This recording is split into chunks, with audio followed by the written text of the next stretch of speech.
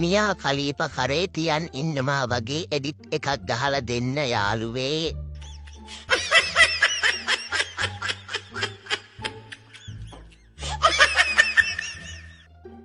බ්‍රෙක්ඩවුන් එක මාරු කරලා වාසි එඩිට් එකක් දෙන්න ප්ලීස්.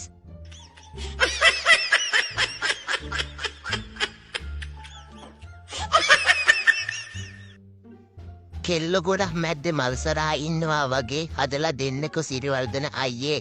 පුළුවන් නම් එඩිට් ගතිය නැති කරන්න.